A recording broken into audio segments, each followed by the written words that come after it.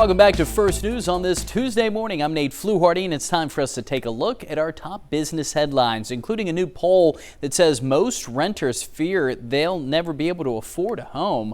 Plus, the U.S. debt limit has hit a new record high. Let's head to the NASDAQ, where our good friend is back in the big seat today. Great to see her. Good morning, Maribel. Hey, great to see you. Good morning, Nate. Listen, the nation's gross national debt hit a record high Monday, rising above $35 trillion. Last month, Treasury Secretary Janet Yellen said that despite the eye-popping number, U.S. debt was relatively reasonable considering the size of the economy. Federal budget deficits have widened in the last few years amid higher interest rates, which increases the net interest costs incurred by servicing the outstanding debt. Mandatory spending programs, including Social Security and Medicare, have also exacerbated that trend, only rising in cost with America's aging population. Delta Airlines suffered tremendous losses during this month's global tech outage, and now it's looking for payback. The company has hired prominent attorney David Boies to seek damages from CrowdStrike, the Texas-based technology firm that launched the faulty software update, and the operating system owner Microsoft. Of his many high-profile cases, Boies is best known for representing the U.S. government in its landmark antitrust case against Microsoft in the late 90s. Delta was hit particularly hard by CrowdStrike's outage and struggled the most over other air carriers to regain operations, with loss estimates as high as $500 million. Delta is seeking unspecified compensation and hasn't yet commented publicly on this latest action. A mixed close Monday saw the Dow giving up the sizable gains it carried into the trading week. It landed down 94 points. Nasdaq added 12 points, and the S&P 500 was relatively flat with a 4-point gain.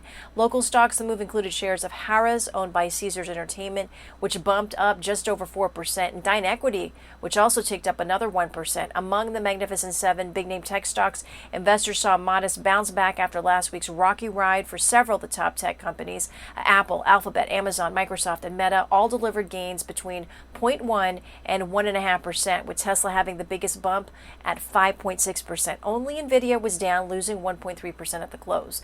Microsoft's second quarter earnings are expected later today, along with several reports from the corporate sector, such as JetBlue, Starbucks, Merck, Pfizer, and PayPal. Looking at futures right now, looks like futures are up. Dow futures up almost 60 points. NASDAQ futures up more than 20. You'll soon be able to do a colon cancer screening with a simple blood test. The FDA has been given the approval to Guardant Health to launch its new blood test called Shield next week. It's shown to be around 88% effective at detecting colon cancer at stages 1, 2, and 3. It's meant for adults age 45 and up who have an average risk for the disease. It works by detecting tumor DNA in blood samples, and your doctor has to order it for you. The price has not been announced, and costs will vary based on insurance plans. It does qualify, though, for Medicare reimbursement. For many renters, the dream of home ownership is becoming more elusive.